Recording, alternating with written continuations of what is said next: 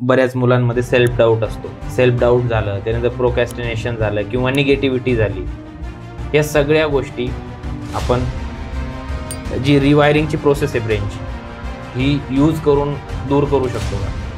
आणि बऱ्याच वेळेस स्ट्रेस हे जे कंपोनेंट आहे याच्यावर लोक विचार नाही करत, पण सायकोलॉजीमध्ये किंवा वेगवेगळ्या पुस्तकांमध्ये याचे फॅक्ट्स दिलेले आहेत की आपल्याला जे आजार होतात त्यातले 75% आजार हे फक्त स्ट्रेसमुळे. तर बरेच लोक म्हणतात स्ट्रेस वाईट आहे, पण बरेच लोक स्ट्रेसमध्ये चांगला परफॉर्मन्स देतात, कामाबद्दल म्हणा, कशाबद्दलही म्हणा. मग स्ट्रेस हा सुपर पॉवर आहे असं मला वाटतं. तर हा असल कल्चर ही फक्त बडबड आहे का तुम्हाला स्कॅम असतो? नाही, म्हणजे बऱ्यापैकी सेन्सिटिव्ह टॉपिक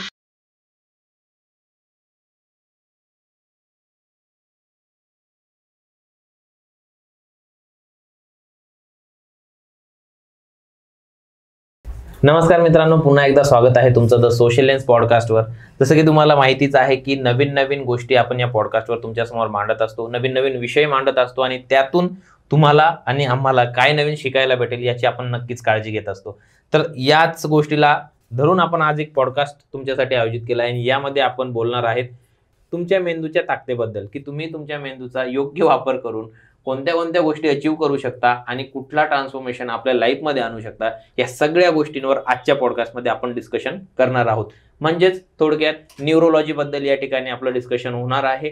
तर याच टॉपिकबद्दल आपल्याशी डिस्कशन करण्यासाठी आणि आपल्याला गोष्टींबद्दल अवेअर करण्यासाठी मयूर सर आज आपल्या बरोबर आहेत. नमस्कार सर, स्वागत आहे तुमचं द सोशल लेन्स पॉडकास्टवरती. तर मयूर सरांबद्दल जर बोलायचं झालं तर मयूर सर एक न्यूरो कोच म्हणून गेल्या 8 वर्षापासून नाशिकमध्ये काम करत आहेत. वेगवेगळ्या लोकांना त्यांनी ट्रेनिंग दिलेली आहे आणि वेगवेगळ्या लोकांचे प्रॉब्लेम्स देखील त्यांनी आपल्या कोचिंगच्या माध्यमातून सॉल्व्ह केले आहेत.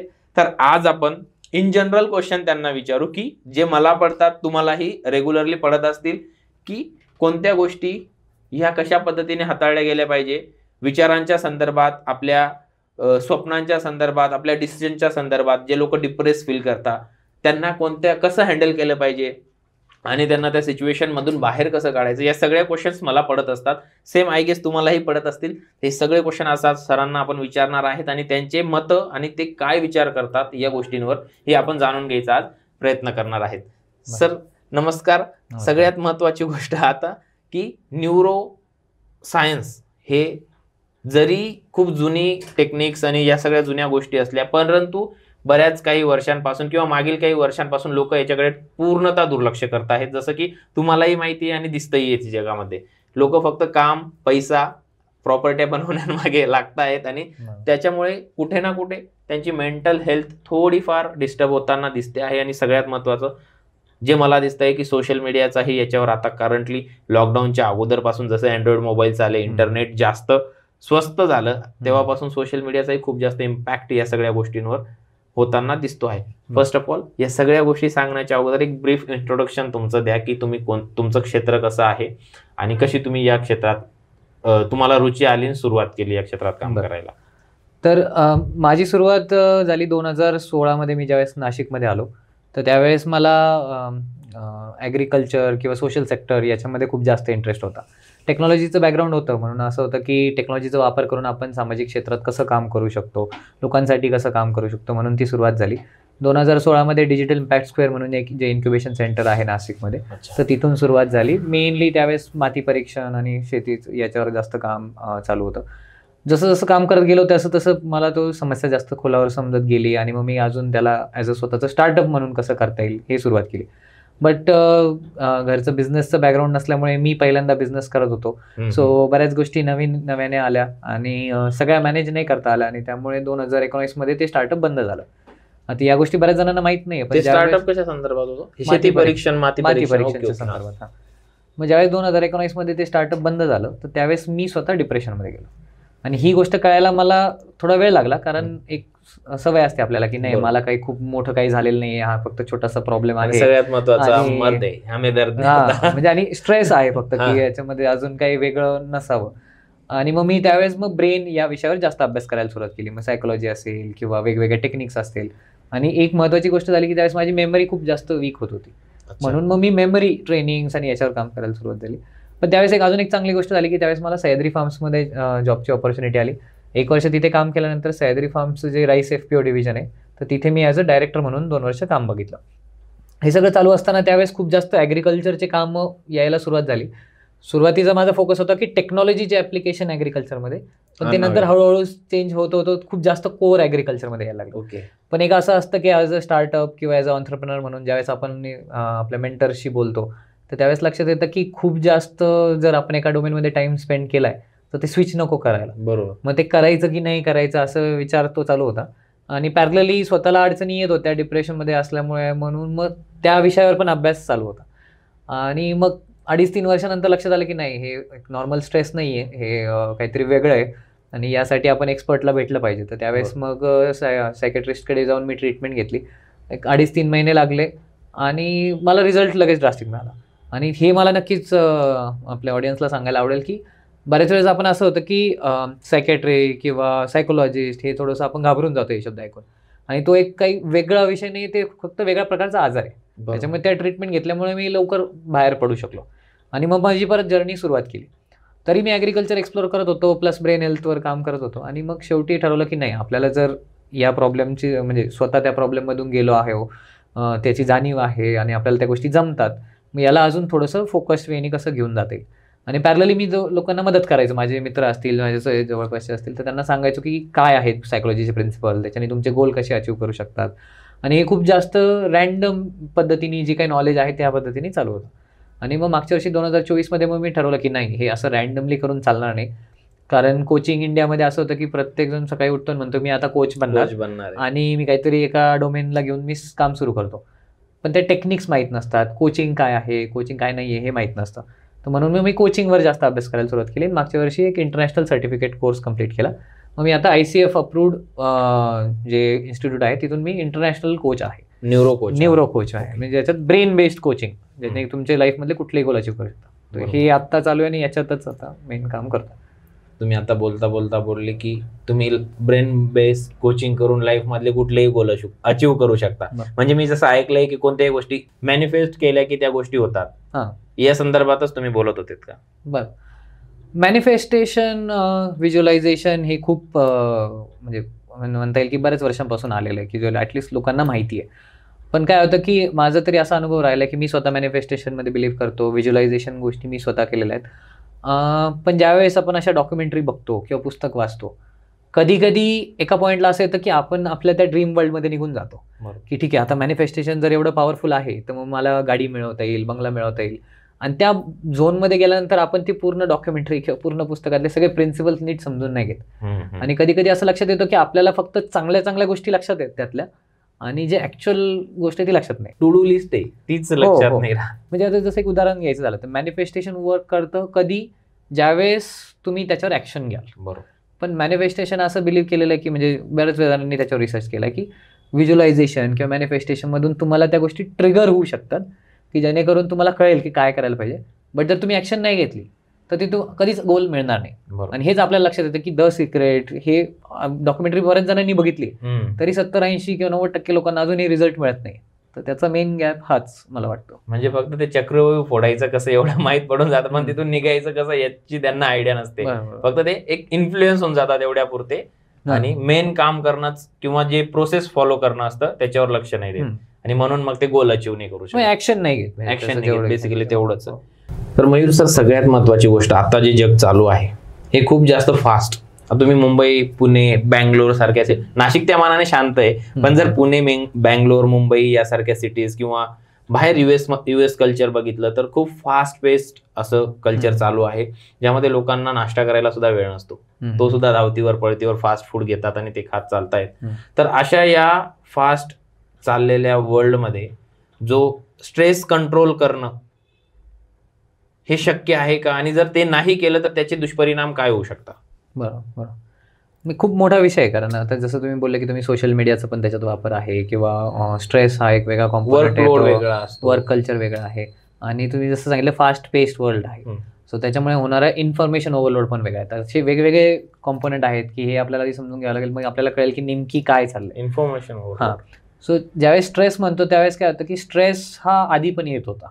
म्हणजे असं नाही की आत्ताची जनरेशन, समजा आत्ताची जनरेशन जेन झी आपण म्हणतो, आणि आधीचे जे जनरेशन आहे त्याच्यामध्ये की जेन एक्स असतील किंवा तुमच्या माझ्यासारखे मिलेनियल्स असतील, तर स्ट्रेस हा प्रत्येकाच्या लाईफमध्ये होता. तर तो स्ट्रेस कसा असतो, त्याला आपण स्ट्रेसर म्हणतो, की म्हणजे ज्या गोष्टीमुळे मला स्ट्रेस येतो ती गोष्ट. बरोबर. तर ते इन्सिडेंट प्रत्येकाच्या आयुष्यात घडत होते. फक्त जर मी बघायला गेलं तर माझ्या आईवडिलांच्या केसमध्ये त्याच्यामुळे येणारा स्ट्रेस आणि त्याच गोष्टी जर माझ्या आयुष्यात घडल्यामुळे माझ्या लाईफमध्ये येणारा स्ट्रेस आणि सिमिलर गोष्टी कुठल्या तरी जेनझी पर्सनसोबत घडल्यामुळे येणारा स्ट्रेस, तो हा खूप वेगळा आहे. आणि आता तो स्ट्रेस वाढत चालला आहे. त्याचं मेजर रिझन एक मला जे दिसलं की ते अपब्रिंगिंगमध्ये आहे, की लहानपणापासून आपण कसं झालं की अपब्रिंगिंग करताना की ठीक आहे, माझं एकच मुलगा आहे किंवा एकच मुलगी आहे, त्यामुळे मला सगळं द्यायचं आहे गोष्टी. बरोबर. ठीक आहे, यात काही चुकीचं नाही आहे की आपल्याला सगळं सुखसोयी द्यायचंच आहे, मुलासाठीच करायचं, कारण आपण दुसरं कोणासाठी करणार मग. पण या केसमध्ये एक लक्षात येतं की आपण त्या मुलाला ते सगळे अनुभव नाही दिले की कदाचित की ज्याच्यामुळे त्याला जे स्ट्रेस छोटे छोटे जे येतात लहानपणापासून, म्हणजे एक उदाहरणार्थ लहानपणी लहान मूल पडलं तर काही लागलेलं नसताना आपण त्याला लगेच उचलून घेतो की अरे तुला लागलं का, खूप काही झालं का, मग तू पडू नको, मग चालू नको, मग आपण त्याला खूप कम्फर्ट झोनमध्ये ठेवतो. आणि मग अचानक तो मुलगा ज्यावेळेस 12वी पासआउट होतो किंवा इंजिनिअरिंग किंवा मेडिकल फील्डला ज्यावेळेस त्याला बाहेर पाठवलं जातं शहरातून, तर त्याला ते लक्षात येत नाही की अचानक एवढं कम्फर्टेबल झोनमध्ये होतो मी, जिथे माझ्या आईवडील काळजी घ्यायचे, आणि तो अशा एन्व्हायरमेंटमध्ये जातो तिथे बऱ्याच केसमध्ये हॉस्टेल जर लाईफ बघितली तर ते जे लोक असतात त्यांना काही घेणं देणं नसतं आपल्याबद्दल, आणि मग त्याला तो जो कम्फर्ट झोनमधून एकदम स्ट्रेसमध्ये येतो तर त्याला ते मॅनेज नाही होत किंवा त्याला हँडल नाही होत, कारण त्याचे कोपिंग मेकॅनिझम्स डेव्हलप नसतं झालेलं. बरोबर. तर हा एक मेजर चॅलेंज येतो त्याच्यामध्ये दिसतं. दुसरं अजून एक काय झालं की सोशल मीडिया किंवा डिजिटल मीडियाचं आपण जे म्हणतो की ठीक आहे, सोशल मीडिया पूर्णपणे वाईट नाही आहे किंवा सोशल मीडियामुळे पूर्ण नुकसानच झालं असंही नाही आहे, त्याचे फायदे पण आहेत. बट आज मी ज्यावेळेस मुलांसोबत इंटरॅक्शन करतो, ज्यावेळेस माझे सेशन्स होतं, त्यावेळेस लक्षात येतं की मुलांचा वापर सोशल मीडियाचा रोज 8 ते 9 तास हा ॲव्हरेज आहे, आणि हायेस्ट जो जातो तो 16 तास पण आहे. म्हणजे मुलं 5-6 तासच झोपतात आणि बाकीचा पूर्ण वेळ मोबाईल फोनवर आहे. आणि अजून एक याच्याबद्दल मला स्टॅटिस्टिक्स सांगायला आवडेल की जे बऱ्याच जणांनी रिसर्च केलेलं आहे की इन्फॉर्मेशन ओव्हरलोड. तर आजपासून 500 वर्षापूर्वी की माणसाच्या आयुष्यभरात पूर्ण जर तो 60-65 वर्ष जर जगत असेल तर पूर्ण आयुष्यभरात किती इन्फॉर्मेशन येत होती, तर ती होती 74 GB म्हणजे गिगाबाईटचं. आज ती सेम इन्फॉर्मेशन डिजिटल मीडियामुळे तेवढी पूर्ण इन्फॉर्मेशन 74 GB ही फक्त एका दिवसात मिळते. म्हणजे तुम्ही विचार करा, 65 वर्ष आणि इंटू 365 डेज वर्सेस आत्ताचं एक दिवस, म्हणजे तेवढं जास्त तो फरक पडलाय. आणि माणसाचा मेंदू हे जे म्हणतात की जेनेटिकली, असं पण लिहिलेलं आहे की जेनेटिकली माणसाचा मेंदू 40,000 वर्षापासून डेव्हलपच नाही झाला किंवा ग्रोथ नाही झालाय. बरोबर. ठीक आहे, आपण गोष्टी शिकतोय, नव्या नव्या गोष्टी टेक्निक शिकतोय, त्याच्यामुळे आपल्याला कॉन्सेप्ट क्लिअर होत आहे, आपण इनोव्हेशन्स करू शकतो. पण या गोष्टी जेनेटिकली ग्रो न झाल्यामुळे काय होतं की माणसाचा मेंदू आजही एवढे इन्फॉर्मेशन हँडल करू नाही शकत. म्हणून मी म्हणजे कुठल्याही ऑडियन्सला जर याच्यावर ट्राय करायचं असेल तर तुम्ही ट्राय करून बघू शकता की तुम्ही 5 ते 10 मिनिट फक्त सोशल मीडियावर रील्स स्क्रोल करा किंवा स्टोरीज बघा, आणि त्याच्यानंतर तुम्ही कुठलं तरी काम करायला घ्या, वर्सेस तेच तुम्ही फक्त 2 मिनिट फक्त शांत बसा, डोळे झाकून सगळे इन्फॉर्मेशनचे डिस्ट्रॅक्शन बाजूला करा, तर तुम्हाला लक्षात येईल की तुमचा तोच ब्रेन त्याच मोमेंटला सुद्धा खूप काम आणि रिलॅक्स आहे. बरोबर. आणि हे का होतं, कारण इन्फॉर्मेशन ओव्हरलोड म्हणजे काय की समजा मी एक रील बघतोय, त्या रीलमध्ये कोणतरी डान्स करतंय, काहीतरी सायलेंट म्युझिक आहे, आणि ज्यावेळेस मला ती रील आवडत नाही आणि मी स्क्रोल करतो त्यावेळेस दुसरी रील ही त्या सायलेंट म्युझिक आणि डान्स करणारी नसते, दुसरी रील कदाचित कुकिंगवाली असते किंवा कदाचित लाऊड म्युझिकवाली असते, मध्येच कोणीतरी एखादं आर्ट रिलेटेड असते किंवा कोणाची तरी भांडणं असतात, काही येऊ शकतं. आणि ज्यावेळेस तुम्ही स्विच करता तर त्यावेळेस ते इन्फॉर्मेशन हँडल नाही करता येत, आणि याच्यामुळे काय होतं की आपण जेवढे इन्फॉर्मेशन ओव्हरलोड झाल्यामुळे आपल्याला ते स्ट्रेस हँडलिंग कॅपॅसिटीच वाढत नाही, आणि याच्याने होणारे बाकीचे दुष्परिणाम पण आहेत. असं तुम्ही ह्या सगळ्या गोष्टी होतात. मग सो आता एवढा सगळं गोष्टी स्ट्रेस फॅक्टर, आता तुम्ही जसं बोलले की इन्फॉर्मेशन ओव्हरलोड होतोय, सोशल मीडियामुळे त्या गोष्टी होत आहेत, परत 74 GB जे 65 इयर्स लागायचे एक इन्फॉर्मेशन गॅदर करायला एका कॉमन मॅनला किंवा कॉमन पर्सनला, ह्युमन बिंगला, ते आता एका दिवसात भेटते. आता हे तर होणारच आहे. मग याच्यावर काही उपाय आपण न्यूरो सायन्सने करू शकतो का?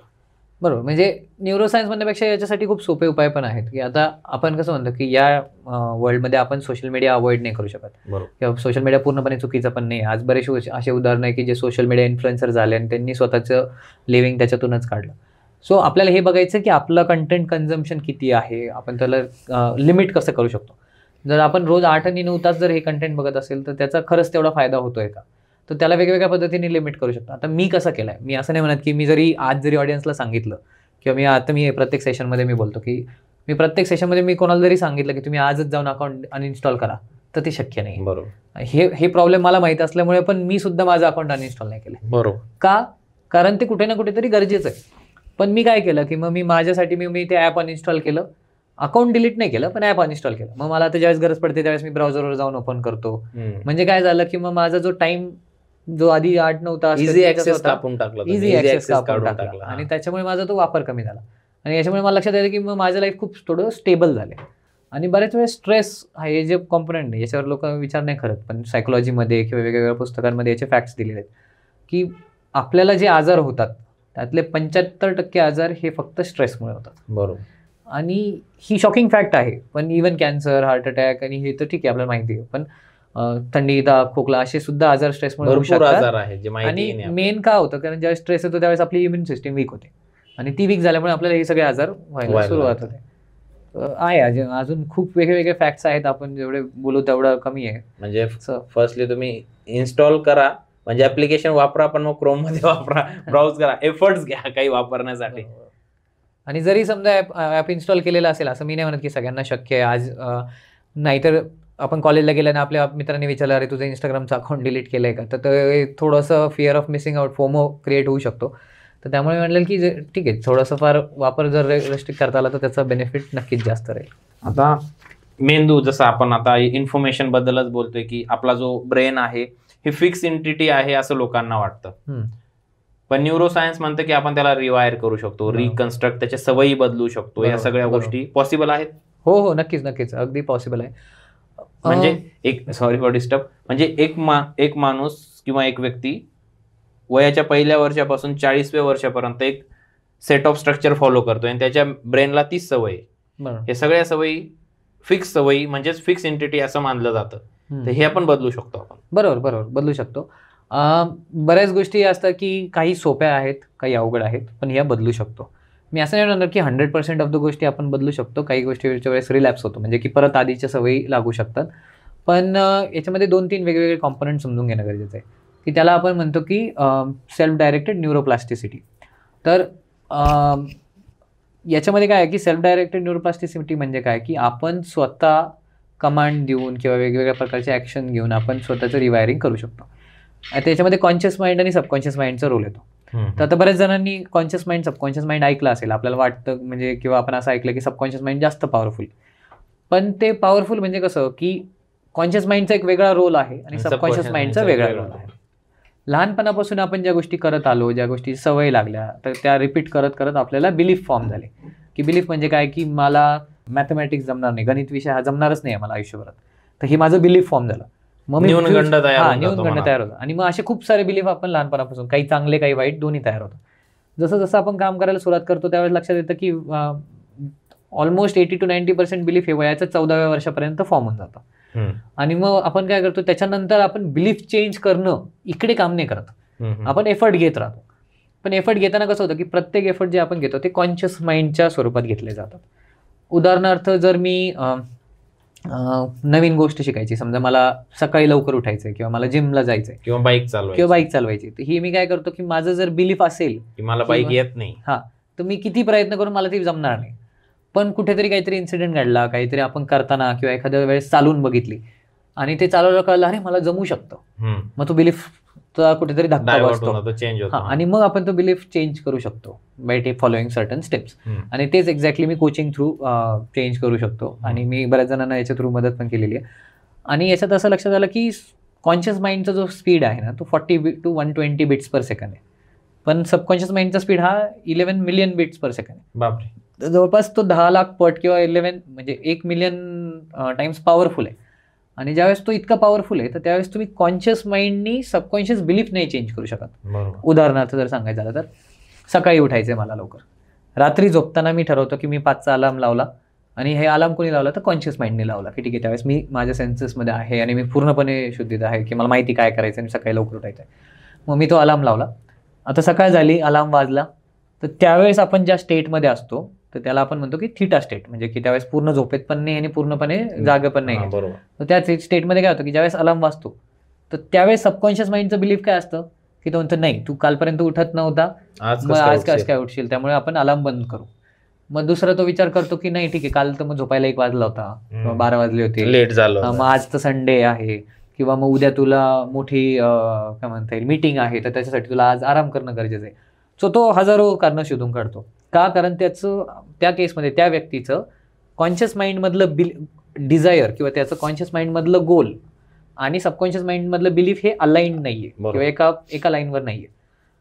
तेच जर ज्या व्यक्तीचं असतं की नाही ठीक आहे, मी तर रोजच सकाळी उठतो आणि त्याला अलार्म पण लावायची गरज नाही पडत. का? कारण त्याचं सबकॉन्शियस माइंडमध्ये हे बिलीफ आहे की तो उठू शकतो, 5 वाजता उठायचंय ते उठून जातो. तर ते अलाइन जर करणं हे पण एक कोचिंगचा भाग असतो की ज्याच्यात तुमचे कॉन्शियस माइंडचे डिझायर आणि सबकॉन्शियस माइंडमधले बिलीफ जर हे अलाइन करता आले तर आपण कोचिंग गोष्टी पॉसिबल होऊ होऊ शकतो. आणि याच्यात मी माझ्या लाईफमधलं एक उदाहरण सांगेल की जे मी करू शकतो. 2 गोष्टी मी म्हणजे रादर करतो आणि त्यातली मला 3री गोष्ट करायची होती. मला काय होतं की मी मेडिटेशन करतो आणि मेडिटेशननी मला रिझल्ट मिळतो. दुसरं होतं की मी जिम लावली तर माझं बिलीफ असं आहे की मी जिम 2 महिन्यानंतर बंद करणार. हे आहे माझं बिलीफ आणि मला कळलं विथ पॅटर्न. म्हणजे मी आतापर्यंत 10-15 वेळा लावली असेल आणि प्रत्येक वेळेस 2 महिन्यानंतर मी बंद केलं आणि सोडून द्यायचं. काही ना काही कारण व्हायचं आणि सुटून जायचं. मग मला लक्षात आलं की हे माझं बिलीफ आहे की 2 महिन्यापेक्षा जास्त मी जिम नाही करू शकत. पण मला काय करायचं होतं, मला एक्सरसाइज करायची होती. कारण एक्सरसाइज केली तर ते कामामध्ये लागणारी एनर्जी आणि एफर्ट्स तेवढे घेता येऊ शकतात. तर माझं बिलीफ होतं की मी जिम नाही जाऊ शकत 2 महिन्यापेक्षा जास्त. आणि त्याच वेळेस माझं पॉझिटिव्ह बिलीफ होतं की मी मेडिटेशन करू शकतो आणि मी त्यावेळेस वर्षानुवर्ष मेडिटेशन केलेलं आहे. मग मी सिम्पल चेंज काय केला की मी रनिंग ॲज अ एक्सरसाइज म्हणून घेतली आणि मी रनिंगला जिम म्हणून न बघता मेडिटेशन म्हणून बघितलं. ओके, हे माझं बिलीफ चेंज केलं आणि मी ज्यावेळेस मी त्याला मेडिटेशन म्हणून बघितलं रनिंगला, तर त्यावेळेस मी ते 1 वर्ष करू शकलो. म्हणजे हे एवढं सिम्पल आहे. पण आता ते सांगणं थोडंसं ठीक आहे, सोपं आहे, पण ही थोडं प्रॅक्टिस करायला थोडंसं कधी कधी एफर्ट्स लागतं या गोष्टींना. सो जसं आता सगळ्या गोष्टी आपण डिस्कस करतोय त्याचपैकी अजून एक होता की बऱ्याच मुलांमध्ये सेल्फ डाऊट असतो. सेल्फ डाऊट झालं, त्यानंतर प्रोकॅस्टिनेशन झालं किंवा निगेटिव्हिटी झाली. ह्या सगळ्या गोष्टी आपण जी रिवायरिंगची प्रोसेस आहे ब्रेनची, ही यूज करून दूर करू शकतो का? करू शकतो. फक्त आता कसं होतं की ज्याच्यात आपण म्हणतो की ऑलरेडी जर लिमिटिंग बिलीफ्स असतील किंवा सेल्फ डाऊट असेल आणि बरेचशी निगेटिव्हिटी असेल, तर याच्यामध्ये काय होतं की आपण बऱ्याच वेळेस ते चेंज न करता डायरेक्ट गोल अचीव्ह करायला सुरुवात करतो. म्हणजे आपण कसं म्हणतो की आता मी आजारी आहे, तर आजारी पडल्यानंतर मला आराम घेणं गरजेचं आहे आणि मला पूर्णपणे रिकवर होणं गरजेचं आहे, तरच मी माझे जे काही रेग्युलर काम आहे ते करू शकतो. याचा अर्थ काय इथे कसं ॲप्लिकेबल आहे की जर माझ्या डोक्यात ऑलरेडी निगेटिव्ह थॉट्स आहेत, काही लिमिटिंग बिलीफ्स आहेत आणि मला एखादं गोल अचीव्ह करायचं की मला समजा 4 लाखाचा पगार पाहिजे किंवा 10 लाखाचा नोकरी पाहिजे, तर त्याच्यासाठी मला आधी हे बिलीफ्स चेंज करणं गरजेचं आहे. कारण जर मी हे चेंज नाही केले आणि मी जर अभ्यास करायला सुरुवात केली, कुठलेही म्हणजे स्पर्धा परीक्षा असो किंवा जॉबची तयारी असो किंवा इंटरव्ह्यूचं प्रिपरेशन असो, तर मला हे लक्षात येईल की मी हे करायला नाही गेलो ना, तर मी अभ्यास करतोय, मी इंटरव्ह्यूचे प्रिपरेशन करतोय, मी युट्यूबवर व्हिडिओ बघतोय किंवा मी क्लासेस लावतोय, पण ते बिलीफ तसंच आहे माझं. सो ज्यावेळेस मी रोज सकाळी उठून अभ्यासाला बसतोय, तो माझं बिलीफ मला सबकॉन्शियस लेवलला सांगतंय की तुला हे जमणार नाहीये, पण मी आणि मग तेच रिपीट करत राहतो आणि खूप मेहनत केल्यानंतर कुठेतरी काही जणांच्या केसमध्ये ते रिझल्ट दिसतात. पण मला असं वाटतं की ते 70-80% वेळा ते पालत्या घड्यावर पाणी सारखंच होतं. बरोबर. पण तेच जर मला कळलं की नाही ठीक आहे, मला इंटरव्ह्यूसाठी का नाही जमत आहे, कारण मला इंटरव्ह्यूची भीती आहे. बरोबर. मग जर मी ती आधी भीती घालवली आणि मग मी प्रिपरेशनला सुरुवात केली, तर लक्षात येईल की मला ते प्रिपरेशन करायला एफर्ट लागतच नाही आणि ते खूप नॅचरली मला जमायला लागते. कारण त्याच्यात मजा येते, ती एक्साइटमेंट आहे, मला ते गोल दिसतंय काय आहे आणि हे जास्त करणं गरजेचं आहे. सेम माझ्याबरोबर पण एक इन्सिडेंट झाला, आता रिसेंटच आहे. मला स्टेज फिअर नाही हे मला माहिती आहे सबकॉन्शियसली. असं आता मी तुमच्या लँग्वेजमध्ये बोलतो सबकॉन्शियस, कारण की मी पहिलीपासून भाषण झालं, स्पीचेस झाले, हे सगळ्या गोष्टी इयत्ता पहिली म्हणजे जसं मी एकदम लहान होतो तेव्हापासून करतोय. एकही जयंती कोणाची सोडली नाही किंवा कोणतीच गोष्ट, सगळ्या ठिकाणी मी भाषण करायचोच. मराठी शाळेत आमच्या गावाकडे असायचो. पण काय झालं की जसं 11वीला मी नाशिक आलो, म्हणजे 11वी 12वी पूर्ण डिग्रीचे 3 वर्ष, मास्टरचे 2 वर्ष, जवळपास 7 वर्ष मी एकही स्टेजवर गेलो नाही. पण 10वी पर्यंत वर्षातून 7-8-10 मी म्हणजे अँकरिंग म्हणा सगळ्या गोष्टी राहायच्या. पण या 7 वर्षात एकहीदा गेलो नाही. आता बिकॉज ऑफ आता आपण हा बिझनेस रन करतो आहे, हे तर हा स्टेज नाहीये, त्याच्यामुळे इथे थोडं कम्फर्टेबल असतो आपण, कारण की इथे आपलेच लोक आहेत सगळे. पण आता असे इन्सिडेंट येतात माझ्या बरोबर की मला स्टेजवर जावं लागतंय आणि एवढा मी अर्धा तास 1 तास बोललेलो आहे 10वी ते इतक्या लहान वयात. ते कॉन्फिडन्स होता की मी बोलू शकतो. पण मग एवढं पुश करावं लागायचं स्वतःला की जा स्टेजवर जा. तरी मी आजपर्यंत गेलो नव्हते. 7 वर्षात कधीच नाही गेलो. कारण की एक तो मी म्हटलं आता नाही जायचं, माझं बस संपलं, जाऊ नाही शकत नाही एवढ्या पब्लिक बरोबर, मी बोलू नाही शकत. मग आता कार्यक्रम होता आमच्या कॉलेजला, विद्यार्थी मेळावा असतो त्या टाईप, आणि मला गरजेचं काय होतं, मला माझा बिझनेस प्रमोट करायचा आहे. बिकॉज मला तिथे वर्कशॉप भेटतील, सगळ्या गोष्टी होतील, सेमिनार अरेंज होतील. त्याच्यासाठी तिथे कमिटीचे अध्यक्ष, कॉलेज कमिटीचे अध्यक्ष सगळे लोक आलेले होते. मला गॅरंटी होती की मी जर इथे बोललो आणि मी प्रमोट केल्या गोष्टी, तर कॉलेजचे विद्यार्थी एवढं चांगलं काम करतायत तर डेफिनेटली कॉलेज त्यांना मदत करते. मी खूप जास्त पुश केलं स्वतःला. अर्धा-पाऊण तास प्रिपेअर करत होतो बसून. प्रिपेअर काय बोलायचंय ते नाही, की तुला उठून एकदा फक्त त्या स्टेज पर्यंत जायचंय बस. अर्धा-पाऊण तास एक मित्र होता माझ्याबरोबर, आम्ही गेलो, बसलो, अर्धा-पाऊण तास फक्त प्रिपेअर करतो की तिथे जायचंय. एकदा तिथे गेलो, रेग्युलर जसा तो फॉर्म होता 10वी पर्यंतचा, की स्टेबल, शांत, जसं बोलायचं माझी टेक्निक आहे सेम ॲज इट इज, तिथे मी बोलू शकलो. सो पण मग एवढंच होतं की सबकॉन्शियसली मला माहिती होतं की मला बोलता येतं. मी काहीच प्रिपेअर नव्हतं करून गेलो, डायरेक्ट गेलो, बोलून आलो सगळ्या गोष्टी. 5-7-8 मिनिटं बोललो तरी पण मग अनप्रिपेअर, जे मला फक्त माझे मुद्दे मांडायचे होते स्ट्रक्चर वाईज मांडून आलो. पण मग आता एवढा कॉन्फिडन्स आलाय की झाला, आता 7 वर्षाचा जो माझा न्यूनगंड माझा बांधला गेला होता तो तुटला. आता मी उद्याही कुठेही मला उभं केलं तरी मी 100% बोलू शकतो. म्हणजे सबकॉन्शियसली माझी होतं की मला बोलता येतं, पण मी मेंटली तयार नव्हतो त्या गोष्टीसाठी. नाही, आणि सबकॉन्शियस माइंडचे बिलीफ असे 5-6 किंवा 10-15 नाही आहेत, हजारो मध्ये. बरोबर. त्याच्यामुळे ते कळणं हे इटसेल्फ इज अ चॅलेंज. की म्हणजे मी असं बसलो आणि मी असं लिहू नाही शकत की माझे किती बिलीफ्स आहे, जे लिमिटिंग बिलीफ्स आहे किंवा निगेटिव्ह बिलीफ आहे. ठीक आहे, जे रोज रोज दिसतंय मला त्यातले मी 15-20 काढू शकतो. आणि माझ्या कोचिंगच्या जर्नीमध्ये मला लक्षात आलं की बऱ्याच वेळेस मला वाटत असतं की माझं बिलीफ वेगळं आहे किंवा माझं याच्यामुळे प्रॉब्लेम आहे, पण तो नसतोच. बरोबर. म्हणजे उदाहरणार्थ मी एकच मित्रासोबत कोचिंग सेशन घेत होतो, तर त्याला वाटत होतं की त्याचा मेन प्रॉब्लेम हा त्याच्याकडे स्किल सेट नाही आहे, असं आहे की मला जमत नाही गोष्टी किंवा मी हुशार नाही, असा त्याला प्रॉब्लेम वाटत होता. मग ते कोचिंग सेशन घेतल्यावर लक्षात आलं की त्याचा तो प्रॉब्लेमच नव्हता. म्हणजे इव्हन त्याच्या सबकॉन्शियस माइंडमध्ये, जसं तुमचं केसमध्ये पण होतं, तर त्याच्या सबकॉन्शियस माइंडमध्ये तो प्रॉब्लेमच नव्हता. तर त्याचा प्रॉब्लेम होता टाइम मॅनेजमेंट. मग त्याला लक्षात आलं टाइम मॅनेजमेंट प्रॉब्लेम आहे, आणि त्या सेशनमधून त्याला लक्षात आलं टाइम मॅनेजमेंट प्रॉब्लेम आहे. त्यांनी त्याच्यावर काम करायला सुरुवात केली, त्याला लगेच रिझल्ट आला. आणि विचार करा, जर हे त्यांनी केलंच नसतं तर तो सगळा एफर्ट त्या स्किल सेटवर लावत बसला असता, ज्याने त्याची स्किल इम्प्रूव्ह झाली असते. ऑब्व्हियसली त्याचा फायदा तर झालाच असता, पण त्याला असं वाटलं असतं की मला अजून इम्प्रूव्ह करत राहायचं, आणि त्याचं गोल अचीव नसतं झालं. बरोबर. आणि म्हणून मी म्हणतो की याच्यामध्ये काही टेक्निक्स आहेत की ज्याच्याने तुम्ही तुमचे सबकॉन्शियस बिलीफ ओळखू शकता की हे तुमचं सबकॉन्शियस बिलीफ आहे की नाही. आणि जर तुम्हाला ते ओळखलं तर तुम्हाला त्याच्यावर चेंज करायला इझी. जसं की आपल्या सबकॉन्शियस माइंडमध्ये मिलियन्स ऑफ थॉट, जसं तुम्ही बोलले की फिरत असतात, काही आपल्या फायद्याचे असतात, काही तोट्याचे असतात. सो ते पॅटर्न कसं ब्रेक करायचं, कसं ओळखायचं, त्याच्यासाठी काही एक्सरसाइज आहे का तुमच्याकडे जी तुम्ही फॉलो करता? ठीक आहे. So in terms of exercise बघायला गेलं तर असं इन्स्टंटली तो थॉट ब्रेक करणं थोडंसं अवघड जातं सबकॉन्शियस माइंडमध्ये, पण त्याला काही सिस्टमॅटिक प्रोसेसेस आहे की जे जर तुम्ही ते फॉलो केलं तर त्याच्यामधून करता येईल. पण एक सिम्पल एक्सरसाइज आहे ज्याच्याने तुम्ही ओळखू शकता की तुमचे जे सबकॉन्शियस माइंडमध्ये नेमकी काय आहे. म्हणजे आपण म्हणतो की समजा जसं मी सांगितलं की मला इंटरव्ह्यूसाठी प्रिपरेशन करायचं आहे आणि मला येतच नाही, मी हुशारच नाही, असं बऱ्याच जणांना वाटतं. काही जणांना वाटतं की नाही मला उत्तर देता येतील का किंवा मला जमेल का बोलायला, तर ते तसं एक थॉट असतो. सो याच्यामध्ये एक सिम्पल एक्सरसाइज आहे की ज्याच्यामध्ये आपण असे बोटं घेतो 2, आणि याला आपण असं साखळीसारखं असं पकडतो.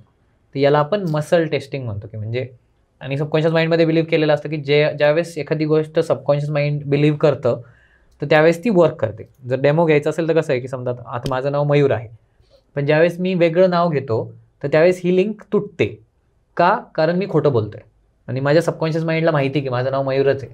तर त्यामुळे मी जर दुसरं कुठलंही नाव घेतलं तर ती लिंक तुटेल. एक्सरसाइज कशी करायची की सिम्पल असं ज्यावेळेस मी 2 बोटं आहेत असं केलं, तुम्ही करून बघू शकता, तुम्हालाही कळेल. आणि ज्यावेळेस मी आधी बोलणार की ठीक आहे माझं नाव मयूर आहे, आणि मी असं थोडंसं एका स्ट्रेंथला पुल करतो, ठीक आहे माझं नाव मयूर आहे, ठीक आहे. आता ते अडकते तिथे. पण तेच जर मी म्हटलं की समजा असं नाव की जे मी माझ्या फेमिलियर नाही आहे, म्हणजे समजा मी माझ्या लहान भावाचं नाव घेतलं किंवा माझ्या मित्रांचं नाव घेतलं किंवा असं नाव की जे मी कधी घेतलंच नाही, तुम्ही म्हणलं समजा माझं नाव ऋषिकेश आहे, तर त्याच फोर्सला किंवा त्याच्यापेक्षा पण कमी फोर्सला ते तुटतं. आणि हे पॉसिबल आहे. आता हे जर मी विचार करायला गेलं की ठीक आहे मी हुशार आहे का, किंवा मला स्टेजची भीती वाटते का, त्या केसमध्ये पण ॲप्लिकेबल आहे. ठीक आहे, मला स्टेज वर जाऊन बोलायला भीती वाटते का, नाही. ठीक आहे, मग असं ज्यावेळेस तुम्ही बोलाल आणि ज्यावेळेस तुम्हाला लक्षात येईल की तुम्हाला ठीक आहे, माझे जे काही सबकॉन्शियस माइंड आहे, मला असं वाटतं की 10-15 लिमिटिंग बिलीफ्स आहेत, तर त्यावेळेससाठी तुम्ही ॲटलीस्ट हे ट्राय करू शकता. तुम्हाला लगेच कळेल की अरे हां, हे 80% 90% ऑफ द टाइम वर्क करतं. आणि जर तुम्हाला असं वाटलं की तुमच्या नावाच्या केसमध्ये पण हे जर चुकीचं होतंय, तर तुम्ही त्या केसमध्ये थोडंसं फक्त 2 मिनिट एक मेडिटेशन करा किंवा पॉज घ्या आणि थोडंसं पाणी प्या, थोडं शांत व्हा आणि मग परत ट्राय करा. तर तुम्हाला दिसेल की याचा रिझल्ट मिळतो. बरोबर. आणि नाही दिले तर मग आपण बोलूच शकतो कसं ओळखू शकतो असं. तर ठीक आहे सर, ट्रिक छान होते ॲक्च्युली, मी पण करून बघितली. मी जरी बोललो नाही पण मग वर्क केलं त्याने, जसं तुम्ही बोलले की माझ्या नावाच्या वेळेस ते थोडंसं नाही, आणि देन आफ्टर मी दुसरं नाव घेऊन पाहिलं तर तुटली ती साखळी. मयूर सर, आता एवढं सगळं आपलं न्यूरोलॉजीवर, न्यूरोसायन्सवर डिस्कशन झालं, depression and all this thing, आणि तुम्ही त्याच्या रिलेटेड कोचिंग पण करतात, याच्याने बऱ्याच लोकांना फायदा होतोय. आणि करंटली जसं आपलं प्रिव्हियस डिस्कशन झालं त्यावर मला असं कळलं की तुम्ही एक स्टार्टअप सुरू करताय ज्यामध्ये AI पॉवर्ड कोचिंग आणि असं काहीतरी तुम्ही टॉपिक ठिकाणी आणताय, प्रोडक्ट आणताय. सो त्या संदर्भात थोडं कंपनीबद्दल ब्रीफ इंट्रोडक्शन किंवा एक डिस्क्रिप्शन द्या, आणि तुमचा काय प्लॅन आहे AI कोचिंगला घेऊन हे पण थोडं आपल्या व्ह्युअर्सला सांगा. बरं. सो याच्यामध्ये कसं होतं की आता जसं लक्षात आलं की मला या विषयामध्ये खूप इंटरेस्ट होता आणि मी भरपूर वाचन सुरू केलं की मेंदू नेमकी कसं वर्क करतो. त्याच्यानंतर मला लक्षात आलं की ऑलरेडी मार्केटमध्ये याच्यावर उपाय आहेत, काही सोल्युशन आहेत. पण बरेचसे सोल्युशन हे कसे की हार्डवेअरला धरून आहे, काहीतरी एक डिव्हाइस घ्यावं लागतं, मला ते लावावं लागतं, त्याची पैसा वाढत जातो आणि मग सामान्य माणसापर्यंत हे सगळे सोल्युशन पोहोचत नाही. ठीक आहे, जो एक सर्टन इन्कम क्लासच्या वरती आहे त्याच्याकडे असे ऑप्शन भरपूर अवेलेबल आहे. तर त्याच्यासाठी जर हे डिजिटल प्रोडक्ट्स आणि हार्डवेअरवाले आले तर तो नक्कीच बेनिफिट त्यांना घेता येतो. पण सामान्य माणसासाठी किंवा आपल्यासाठी की आपण आधीच कोचिंग किंवा या गोष्टीला धरून आपण तेवढं अवेअर नाही आहोत आणि आपण तेवढं इन्व्हेस्टमेंट नाही करत, म्हणून आम्ही ठेवलं की याला पूर्णपणे सॉफ्टवेअर बेस्ड घेऊन जाता येईल का, आणि याला आपण कमी पैशामध्ये प्लस इफेक्टिव्हनेस तोच ठेवायचा, इफेक्टिव्हनेस कमी नाही व्हायला पाहिजे. तर हे कसं करता येईल, तर मग मी कोचिंग प्रोव्हाइड करतो, तर माझं तिथे खूप वेळ जातो म्हणून ते एक सर्टन चार्जेस तिथे घेता येतात, पण रिझल्ट नक्की मिळतो. आणि मग आम्हाला लक्षात आलं की जर लाखो करोडो लोकांपर्यंत जर पोहोचायचं असेल तर त्याला डिजिटल माध्यमातून खूप फास्ट घेऊन जातो. आणि AI इयर आहे 2025 आणि प्लस AIमुळे बऱ्याचशा गोष्टी पण चेंज होताना दिसत आहे. तर आम्हाला लक्षात आलं की AIचा वापर करून जर आपण कोचिंग देऊ शकलो तर तो एक खूप जास्त ड्रास्टिक बदल घडू शकतो. मग आम्ही काय केलं की काही कोचिंगचे प्रिन्सिपल्स जे पण इंटरनॅशनली अप्रूव्ड आहेत, काही सायंटिफिक प्रॅक्टिसेस, मॉडेल्स आणि त्याच्यासोबत न्यूरोसायन्स, सायकोलॉजी हे सगळे कॉम्पोनंट्स आपण एकत्र केले आणि त्याच्यापासून आपण एक AI कोच असं प्रोडक्ट बनवला. तर तो प्रोडक्ट काय करतो, तो 24 तास तुमच्यासोबत असतो. तुम्हाला कुठल्याही गोष्टी डाऊट आल्या, तुम्हाला शंका आली तर तुम्ही त्याच्यासोबत कॉन्व्हर्सेशन करू शकता आणि तो तुम्हाला तुमचे गोल अचीव्ह करण्यासाठी मदत करतो. आता हे ChatGPT किंवा बाकीचे जे टूल्स आहेत जे मार्केटमध्ये ऑलरेडी अवेलेबल आहेत तर त्याच्यापेक्षा वेगळं कसं आहे, तर वेगळं असं आहे की ज्यावेळेस मी तुम्हाला म्हटलं की तुम्ही आता पॉडकास्ट चॅनल सुरू केलं, मी तुम्हाला सजेशन द्यायला सुरुवात केली की तुम्ही या टॉपिकवर पॉडकास्ट सुरू करा, त्या टॉपिकवर पॉडकास्ट सुरू करा, तर कदाचित एका पॉईंटनंतर तुम्हाला ते आवडणार नाही. बरोबर का, कारण कुठल्याच माणसाला सल्ले दिलेले आवडत नाही आणि नाही आवडत आपल्याला की कोणी येऊन सांगितलं की नाही तू अभ्यास नको करू किंवा तू स्पर्धा परीक्षेची तयारी का करतोय, जॉब बघ किंवा इकडे जा तिकडे जा, तर ते नाही आवडत. म्हणून आपण काय केलं की कोचिंगचे जे इंटरनॅशनल प्रॅक्टिसेस आहे तर त्याच्यामध्ये कोचिंग हे सजेशन देत नाही कधीच. तर आता बरेच जण कोचेस आहे की जे कोचिंग म्हणून स्टार्ट करतात आणि ते सल्ले द्यायला सुरुवात करतात, तू हेच कर, हां ते हेच करतात. तर ठीक आहे, त्याच्यामध्ये टीचिंग हा एक वेगळा प्रकार आहे, कन्सल्टन्सी वेगळा प्रकार आहे, बट त्याला कोचिंग म्हणून असं वापरलं जातं. ठीक आहे, ते चुकीचं नाही म्हणता येणार, पण ती वेगळी टेक्निक आहे. मग कोचिंगमध्ये आम्ही काय केलं की बिना सल्ले देता पण ते क्वेश्चन्स असे स्ट्रक्चर्ड आपण बनवलेले की ज्याच्यामध्ये तुमचं 20 ते 25 मिनिटात सेशन संपतं आणि सेशन जसं जसं चालू होईल तसं तुम्हाला लक्षात येतं की तुम्हाला क्लॅरिटी यायला सुरुवात झाली, तुम्हाला हळूहळू ॲक्शन्स मिळायला सुरुवात झाली की तुम्ही काय घ्यायला पाहिजे आणि ते तुम्हाला एक क्लिअर ॲक्शन देतं की ज्याच्याने तुम्ही त्या गोलकडे जाण्यासाठी काही 1-2 पायऱ्या पुढे कसे जाते. आणि मग ज्यावेळेस तुम्ही ते सेशन होतं त्यावेळेस तुम्ही त्याच्यावर काम करता किंवा इव्हन काम नाही केलं, बऱ्याच केसमध्ये आपण ॲक्शन नाही घेत, काम नाही केलं आणि जरी तुम्ही समजा 2-3 दिवसांनी परत आले त्याला सांगितलं की तू जी ॲक्शन दिली होती ती मी नाही घेतली, तरी तो अजून त्याच्यावर पण बिल्ड करतो आणि त्याच्यावर पण हेल्प करतो की तुमचं गोल अचीव्ह कसं होईल. बरोबर. आणि याच्यामुळे काय झालं की ते आजच्या स्टेजला पण ते प्रोडक्ट रेडी आहे, ज्याच्यामध्ये लोक वापरताय आणि त्याच्यातून बऱ्याच जणांना त्याचा बेनिफिट होतोय. आणि याचा बेनिफिट झाल्यामुळे काय झालं की लोकांना तो एक पर्सनल ब्रेन हेल्थ कंपॅनियन आहे की जो त्यांच्यासोबत असतो 24 तास आणि त्यांना टेन्शन नाही की ठीक आहे मला आज वाटलं की काही भांडण झालंय किंवा मला असं वाटतं की खूप मोठा प्रॉब्लेम आहे, म्हणजे कदाचित डिप्रेशन नाही किंवा कोचिंग हे एक थेरपी नाही आहे किंवा ट्रीटमेंट नाही आहे, पण तरी कोचिंग थ्रू बरेचसे प्रॉब्लेम आपण सॉल्व्ह करू शकतो असं. तर ते आता सध्या त्याच्यावर कंपनी काम करते. कंपनीचं नाव कॉग्निडॉल्फ आहे. कॉग्निडॉल्फ. तो कॉग्निटिव्ह फंक्शन्स आणि डॉल्फिन हा इंटेलेक्च्युअल किंवा स्मार्ट लिव्हिंग क्रिएचर म्हणून ओळखला जातो. ते कॉम्बिनेशन मध्ये कॉग्निडॉल्फ असं नाव ठेवलंय. सो एक हा जो कोर्स आहे, सगळं प्रोडक्ट आहे जो आपलं AI पॉवर्ड कोच तुम्ही म्हणता, हे कधीपर्यंत तुम्ही एक मार्केटमध्ये आणण्याचं ट्राय करताय? सध्या ट्रायल व्हर्जन्स मध्ये आहेत. आपण त्याचं एक पहिलं व्हर्जन लॉन्च करतोय की ज्याच्यामध्ये तो क्लॅरिटी देतो तुम्हाला. तुम्हाला क्लॅरिटी आल्यानंतर तुम्ही ऍक्शन्स घेऊ शकता आणि त्याच्यात कंटिन्युअस इटरेशन्स होत राहणार आहे. तर पुढच्या 2-3 महिन्यात आपण त्याचं नेक्स्ट व्हर्जन 2 पण लॉन्च करणार आहोत. व्हर्जन 2 लॉन्च केल्यानंतर तुम्हाला गोल अचीवमेंट करायला सुरुवात होईल आणि कंटिन्युअस इटरेशनमध्ये आपण बाकीचे आहेत गोष्टी की ते आपण प्लॅन केलेले. म्हणजे त्याला सगळाच डेटा फीड करावा लागत असेल तुम्हाला की कोणत्या कोणत्या कंडिशन्स आहेत ज्या आणि त्याचे सोल्युशन्स. बरोबर. तुम्ही त्या हिशोबाने ते वर्क करत असेल. आणि आहे म्हणजे इथे तो थोडा सेन्सिटिव्ह टॉपिक पण होऊन जातो की ज्यावेळेस मी म्हणतो की मला कोचिंग पाहिजे तर मला सगळं सांगावं लागतं माझ्या आयुष्यात काय चाललंय. बरोबर. आणि हे खूप सेन्सिटिव्ह इन्फॉर्मेशन याच्यासाठी म्हटलं की जिथे मला इम्प्रूव्हमेंट करायचंय तिथे माझ्या आयुष्यात सगळं चांगलं नाही चालू आहे आज. बरोबर. वाईट चालू आहे म्हणूनच मला ते इम्प्रूव्ह करायचं आहे किंवा मला असं इम्प्रूव्ह. आणि मग तिथे काही पर्सनल लेवलचे भांडणं असतील, काही पर्सनल इश्यूज असतील. मग आम्ही काय केलं की as a coach, as a international coach आणि प्लस ॲज अ प्रॉडक्ट म्हणून आम्ही ती डेटाची प्रायव्हसी ठेवतो की हा डेटा कुठल्याच दुसऱ्या ऑर्गनायझेशनला विकला नाही जाणार. जे आता बऱ्याच केसेसमध्ये तुम्हाला लक्षात येतं की बऱ्याचशा कंपन्या असं करतात. तर तो डेटा कुठेतरी लीक नाही होणार. तर त्याच्यावर डेटाची सिक्युरिटी आपण ठेवलेली आहे. त्याच्यानंतर पूर्ण इन्फॉर्मेशन ही कॉन्फिडेन्शियल असते, ही तुमच्या अगेन्स्ट कुठेच वापरली नाही जाणार. त्यामुळे त्याचा पूर्ण उपयोग, ठीक आहे डेटा मला लागणार आहे तुम्हाला कोचिंग देण्यासाठी, फीड करण्यासाठी ते तेवढं तो ॲक्युरेट बनेल, पण ते ॲटलिस्ट वापरला नाही जाणार आणि त्याचा आपण त्याचा मिसयूज नाही करणार आणि त्याचा आपण प्रॉपर कन्सेंट घेऊनच आपण लोकांना सोल्युशन देतोय. बरोबर. आणि ते आपण सध्या चालू आहे. असं हे सगळ्या गोष्टी नक्कीच हेल्पफुल असतील. कारण की बऱ्याच ठिकाणी काय होऊन जातं, जसं माझे पर्सनल काही लोक ओळखतो मी, त्यांना गरज तर आहे खरंच कोचिंगची, पण मग ते हेजिटेट करता की जाऊन मला सगळ्या गोष्टी सांगाव्या लागतील आणि they don't want to share त्यांच्या पर्सनल थिंग. आता जसं तुम्ही बोलले की सेन्सिटिव्ह गोष्टी होऊन जातात आणि सगळ्या काही गोष्टी शेअर करणं पॉसिबल नाही होत.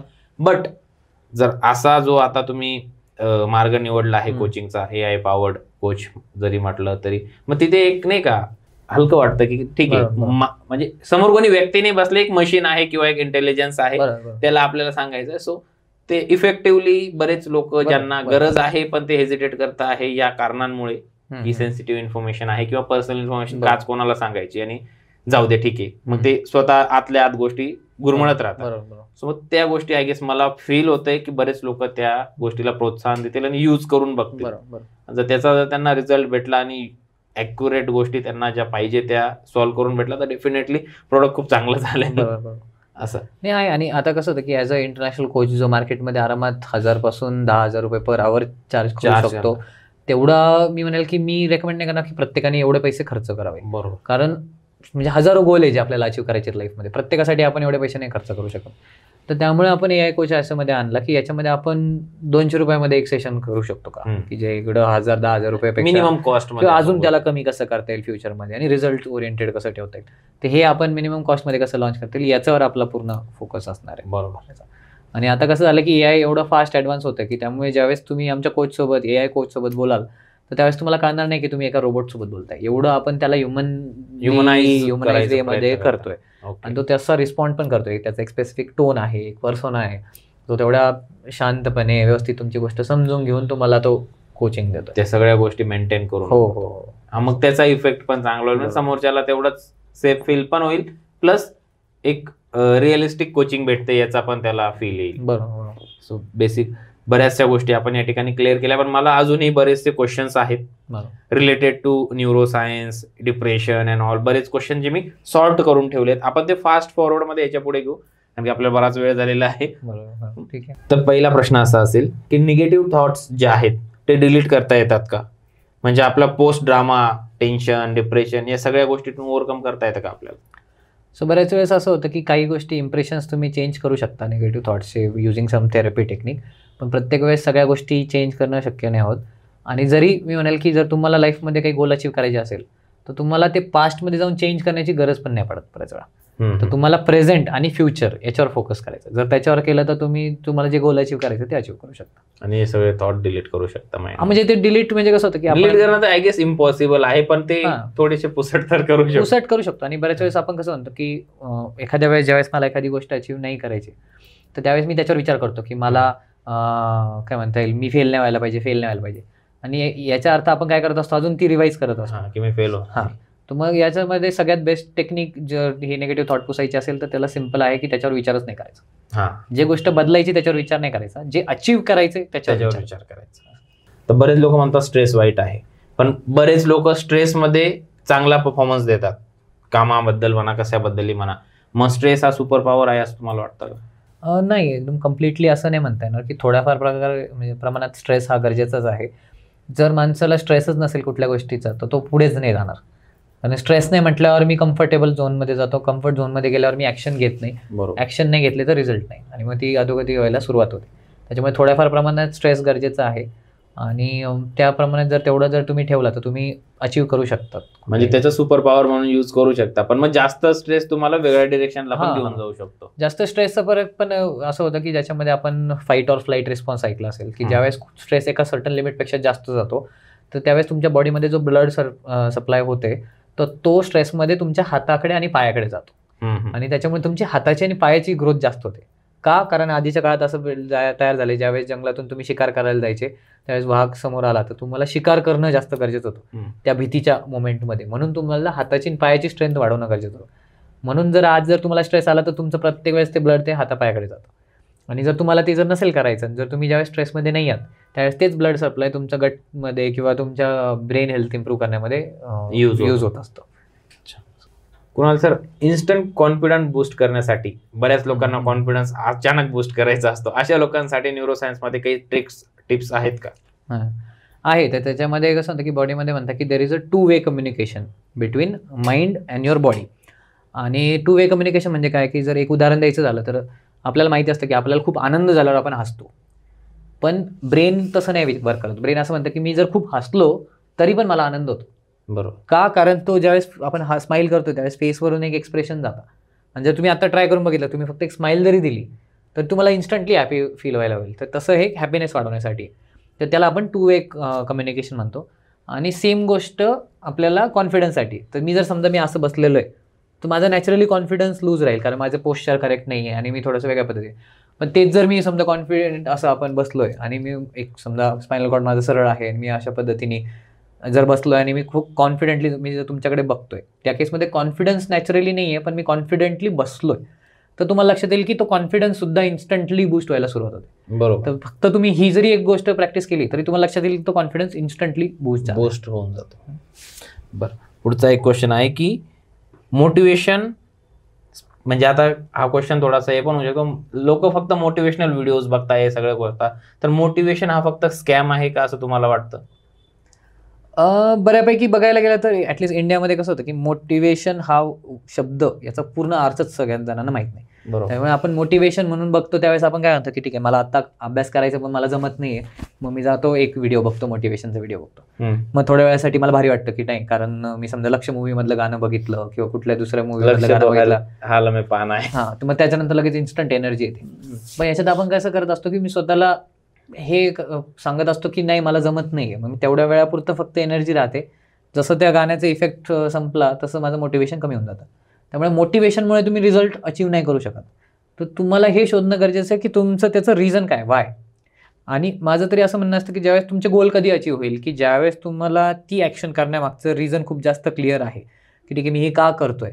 आणि त्या केसमध्ये तुम्हाला लक्षात येईल की तुमची एनर्जी जरी लो आहे, तुम्हाला जरी असं वाटतं की मला नाही जमणार या गोष्टी, तरी सुद्धा तुम्ही ॲक्शन घ्याल आणि कंटिन्युअसली ॲक्शन घ्याल. तर हे असतं मेनली इन्स्पिरेशनमधून, ते मोटिवेशन नाही आहे. इन्स्पिरेशन किंवा माझं वाय क्लिअर आहे की why I want to do दिस.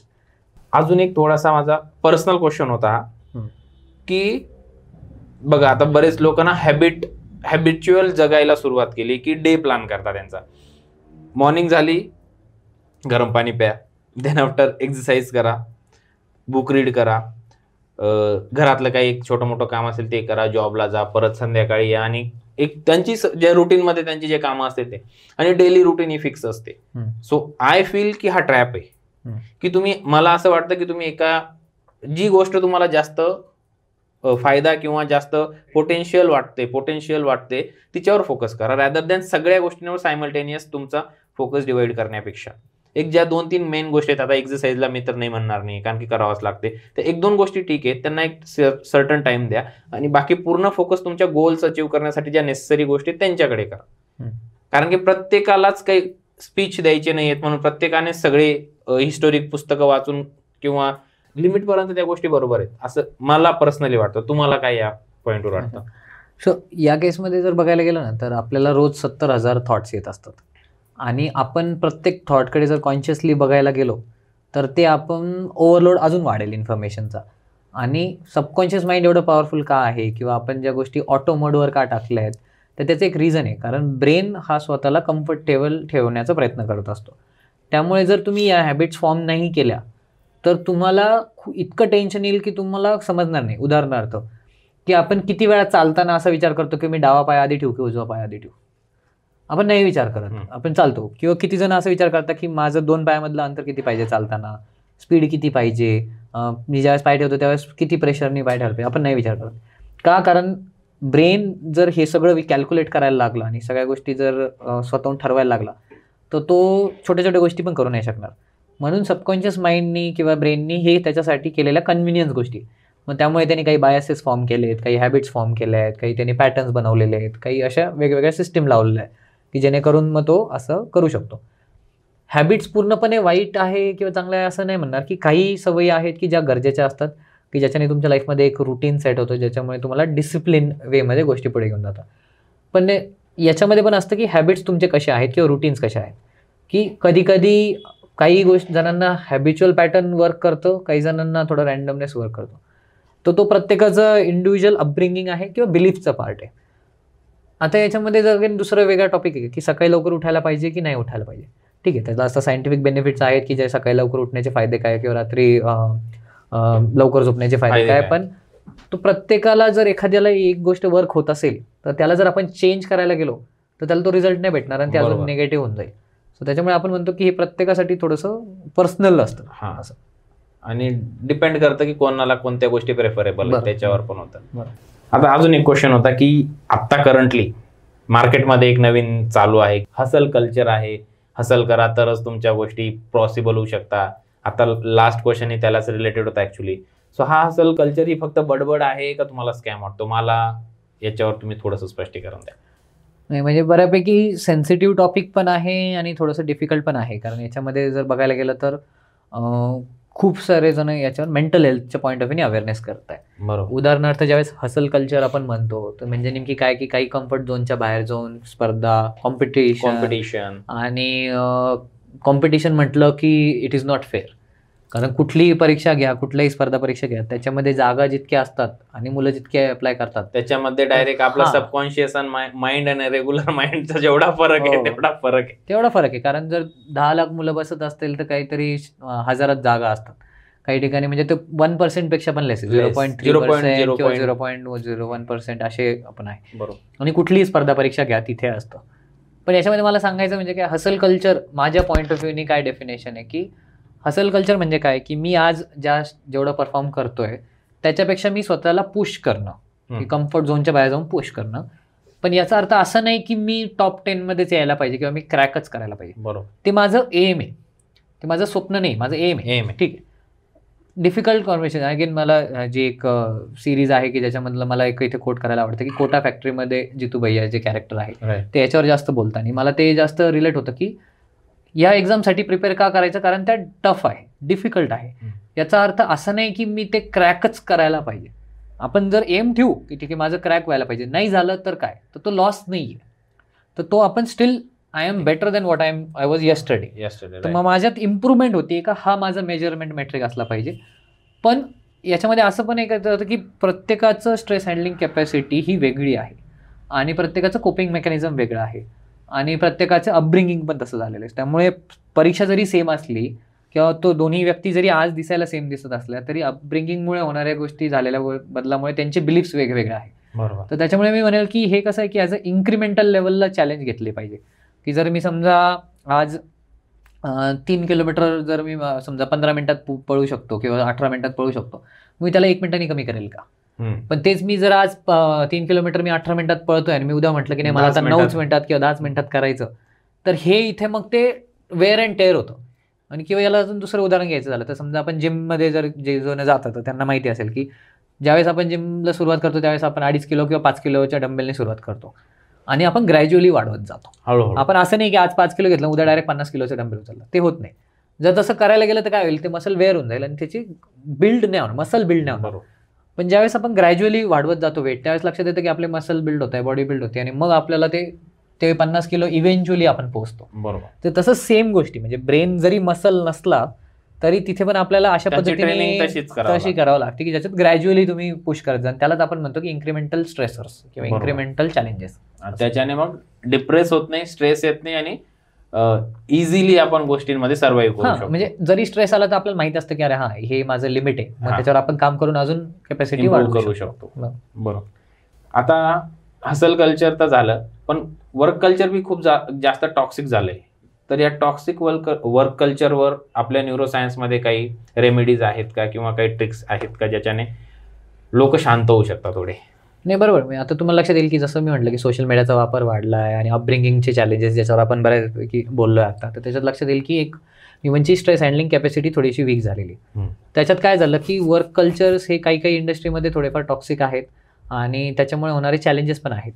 कारण प्रत्येकाला प्रॉफिट हवा असतो, प्रॉफिटेबिलिटीसाठी सगळ्यांना पुश करत असतात.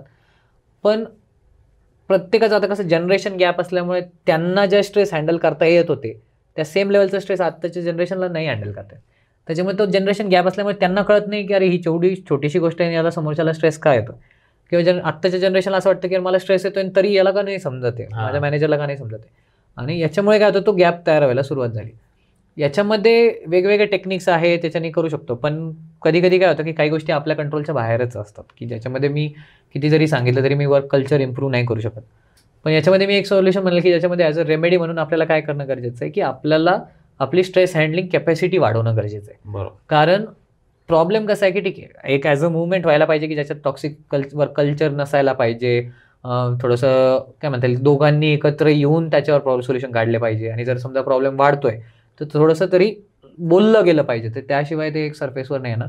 आणि दुसरं की एक पॅरलली की जरी मी म्हटलं की समजा मी माझ्या कंपनीचं वर्क कल्चर बदलू नाही शकत आहे, तेवढी माझ्यात समजा ताकद नाही आहे, तर त्या केसमध्ये ॲटलिस्ट आपण अशी तयारी ठेवावी की जर दुसरीकडे जरी मी जॉबला गेलो तरी तिथे सेम वर्क कल्चर असू शकतं किंवा त्याच्यापेक्षा वर्स्ट वर्क कल्चर असू शकतं.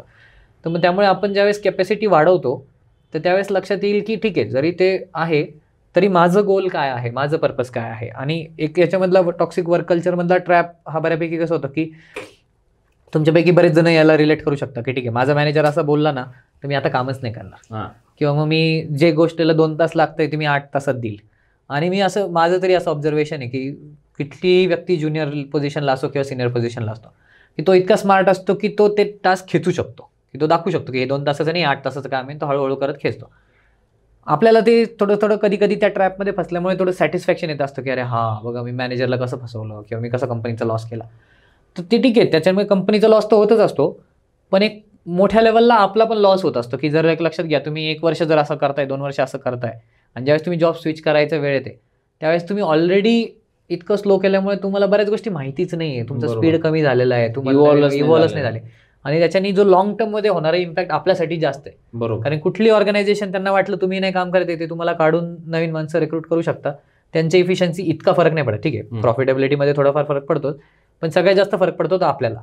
कारण त्या 2 वर्षात जे तुमच्या चुकीच्या सवयी लागलेल्या आहेत त्या बदलायला 10-10 वर्ष लागतात, कधी कधी ते बदलत पण नाही. बरोबर. त्याच्यामुळे आपण हे लक्षात ठेवणं गरजेचं आहे की आपलं पर्पज काय आणि त्यावर आपण कसं काढू शकतो असं. हे आता जे सक्सेसफुल लोक आहेत, इलॉन मस्क झाले, जेफ बेझोस झाले, आपल्या इंडियातलेही बरेच एक्झाम्पल आहे, आता अडाणी झाले, अंबानी झाले, यांचा ब्रेन किंवा यांची विचार करण्याची क्षमता आणि सामान्य लोक यांच्या विचार करण्याच्या क्षमतेत किंवा ब्रेनमध्ये काय असा डिफरन्स जाणून येतो? सो याच्यामध्ये जर बघायला गेलं तर असं ब्रेन असं बघायला गेलं तर खूप जास्त डिफरन्स नसतो.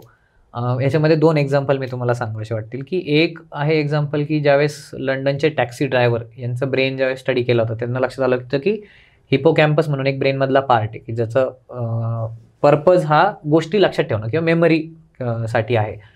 तर त्यांना लक्षात आलं की त्यांच्या मेंदूची ती साईज वाढलेली होती हिपोकॅम्पसची. का? कारण त्यावेळेस असं होतं की त्यांना लंडनचे पूर्ण रस्ते पाठ करणं गरजेचं होतं. कुठून कसं आहे, कुठे गेल्यावर काय करणं आहे, आणि ते असं गुगल मॅप लावून जाणारे नव्हते, म्हणून ते वाढत गेलं होतं. पण जर बाकीच्या बिझनेसमॅन्स आणि नॉर्मल माणूस किंवा जे लाईफमध्ये काहीतरी अचीव्ह करता येतं, त्यांच्यात लक्षात येईल की त्यांचं माइंडसेट हा एक खूप मोठा विषय आहे, की ज्याचं त्यांचं माइंडसेट खूप बेटर आहे. आणि माइंडसेट बेटर म्हणजे काय, की समजा काही पण गोष्ट घडली, समजा मी म्हटलं की आता कोरोना आला आणि ही न्यूज ज्यावेळेस सगळ्यांना कळली, तर बऱ्याच जणांना लक्षात होईल की मी माइंडसेट जे सांगतो ते, ज्यांना भीती वाटली कोरोना आल्यामुळे, त्यांचं माइंडसेट थोडंसं निगेटिव्ह साईडला आहे. अरे आता कसं होईल, मग लाईफचे रिस्क आहे, काय होईल, मग मला जॉब मिळेल का, मग घरी बसल्यावर मला पगार तेवढा मिळेल का, उद्या जॉब जाऊ शकतो का, ही सगळी भीती आहे. पण त्याच वेळेस बऱ्याचशा बिझनेसमॅनने विचार केला, अरे ठीक आहे कोरोना आला, मग आता जॉब जाऊ शकतात, मग लोक घरी बसू शकतात, मग यांच्याकडून मी कमी पैशातून काम करून घेऊ शकतो. मग त्यांना असं लक्षात आलं की नाही, इथून मी प्रॉफिट करू शकतो. किंवा बऱ्याच जणांना असं लक्षात आलं, अरे कोरोना म्हणजे काय झालं, घरी बसणारे लोक, मग खाण्यापिण्याचे मेडिसिनचे हाल होतील, मग त्यांनी लगेच ई-कॉमर्स प्लॅटफॉर्म सुरू केले. सो तुम्ही बघायला गेलं तर गोष्ट तीच आहे, इन्सिडेंट तेच आहे, पण त्याला तुम्ही कोणत्या पर्स्पेक्टिव्हनी बघितलं, कोणत्या माइंडसेटनी बघितलं, याच्यावर तुमचं ब्रेन ठरतं की तुमचं काय. आणि हा माइंडसेटचा पार्ट आहे, आणि हे पण रिवायरिंग करून माइंडसेट तुम्ही चेंज करू शकता किंवा बिल्ड करू शकता. कारण एक गोष्ट लक्षात ठेवणं आहे की हे सगळं जर तुम्ही चेंज नाही केलं तर तुमचे पॅटर्न्स सगळे त्या साईडला जाणार आहे. बरोबर.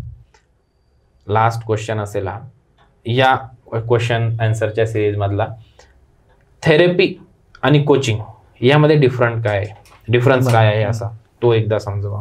एक खूप महत्त्वाचा प्रश्न विचारला आपण, आणि हा ऍड्रेस करणं गरजेचंच आहे, की बऱ्याच वेळेस कसं होतं की आपण 4-5 कॉन्सेप्टमध्ये खूप जरा मिक्स होऊन जातो, आणि त्या मला सगळ्या कॉन्सेप्ट थोडेसे एक्सप्लेन करायला म्हणजे वाटतं की करायला पाहिजे. सगळ्यात पहिलं तर समजा टीचिंग. तर टीचिंग पासून का आलो, कारण टीचिंग म्हणजे कॉन्सेप्ट काय, की मला काहीच माहीत नाही आहे, तुम्ही माझे टीचर आहात, तुम्ही मला शिकवताय, हे झालं टीचिंगचं रिलेशनशिप.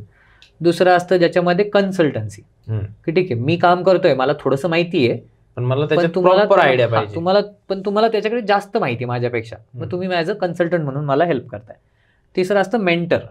तर मेंटर काय, की ठीक आहे मी त्याच गोष्टीमध्ये काम करतोय, तुमच्याकडे नॉलेज आहे, तुम्ही हुशार पण आहात माझ्यापेक्षा, पण त्याच्यासोबत तुमच्याकडे अनुभव पण आहे, बरोबर 15-20 वर्ष त्याच्यात काम केलेले. मग त्या अनुभवाचा मला फायदा काय होतो, की ज्यावेळेस काही गोष्टी आपल्याला फक्त माहिती असतात, आपण त्याला कधी कधी एक्सप्लेन नाही करू शकत, तर त्याला मेंटरचा रोल झाला.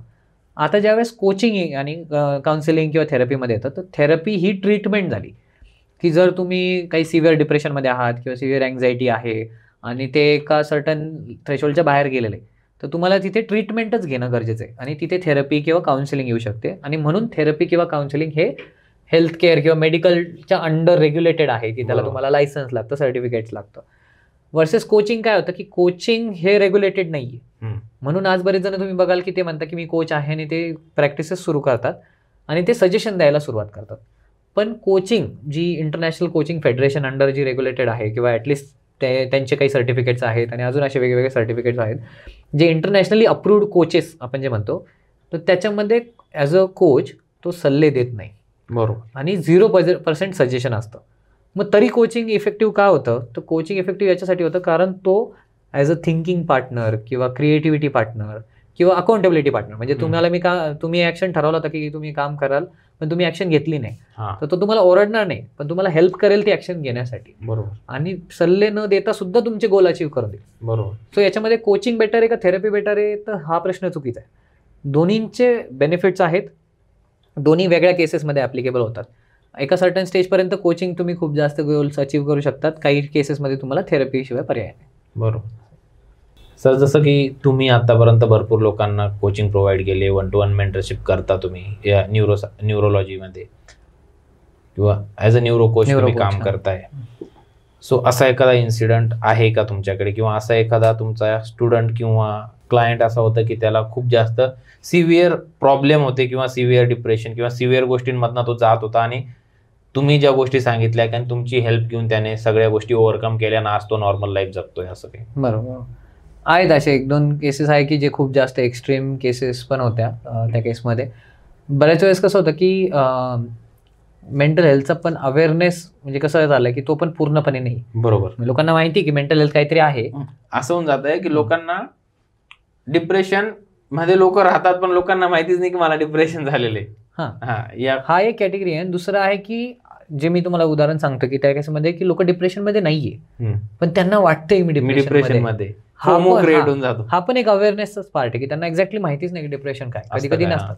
आणि असे पण काही केसेस होते की त्यांचे काय म्हणतात त्यांची ट्रीटमेंट चालू होती, त्यांना रिझल्ट मिळत नव्हता, काही एका सर्टन स्टेजपर्यंत ट्रीटमेंटने त्यांना रिझल्ट मिळाला, पण त्यांना मग नंतर ती भीती बसून गेली की नाही मी बरंच नाही झालोय. आणि एका पॉईंट नंतर त्यांनी ट्रीटमेंट नसती घेतली तरी ते झालं असतं, कारण ऑलरेडी तो बाहेर आला होता. पण ज्यावेळेस त्यांनी कोचिंग सेशन स्टार्ट केल्यावर मला लक्षात आलं की तो ऑलरेडी बरा झालेला आहे, पण त्याचे जे बिलीफ फॉर्म झाले होते की नाही मी बरं नाही झालं, मला नाही झालं, त्यामुळे मग त्याला तो रिझल्ट भेटत नव्हता. आणि मग आम्ही एक 5-6 सेशन्स घेतल्यानंतर लक्षात आलं की त्याचं ते बिलीफ चेंज झालं आणि आता तो लाईफमध्ये एक्सेल करतोय. आणि त्याचे जे म्हणताय ना की 10-15 वर्षापासूनचे जे बिलीफ होतात ते सुद्धा चेंज झाले आणि तो आता लाईफमध्ये गोष्टी अचीव्ह करतोय. मूव्ह ऑन गेले बाकीच्या गोष्टी, इम्प्रूव्ह केले. बरोबर. आणि हे बरेच वेळेस आपल्याला लक्षात येत नाही, कारण कसं होतं की आपण ज्यावेळेस कुठली ठिकाणी इन्व्हेस्टमेंट करायला जातो तर आपण घर घेताना, आपण लोन घेताना विचार नाही करत, जे काय बजेट असतं आपण त्याच्यापेक्षा नेहमी जास्तच घर घेतो, प्रॉपर्टी घेतो. तिथे पैसे टाकताना आपण एवढा विचार नाही करत. आपल्याला दिसत असतं की मी जर 40 लाखाची प्रॉपर्टी घेतली तर 80 लाख होणार आहे काही दिवसानंतर, किंवा 60-70 लाख होणार आहे. पण तेच ब्रेनच्या केसमध्ये लक्षात नाही येत.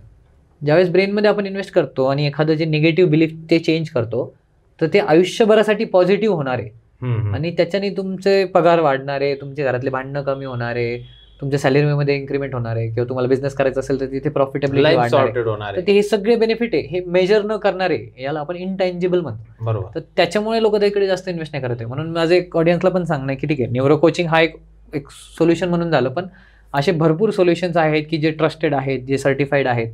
तर त्यातलं कुठेही तुम्ही इन्व्हेस्ट करा ज्याने तुमची लाईफ अजून बेटर होऊ शकते आणि त्याच्यावर तुम्हाला सॉर्टेड होऊ शकते. आणि त्याचे रिटर्न ऑन इन्व्हेस्टमेंट नेहमी एका प्रॉपर्टीपेक्षा जास्तच आहे.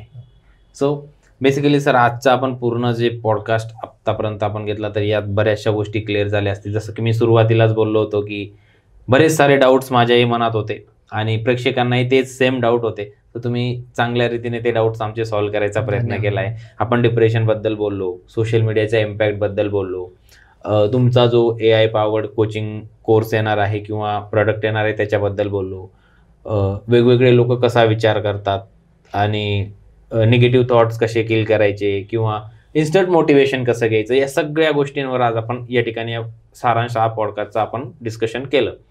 डेफिनेटली अजून बऱ्याच गोष्टी तुम्हालाही मांडायच्या आहेत, मला कळतं येते, आणि बरेच क्वेश्चन्स अजून आपले प्रेक्षकांचेही असतील.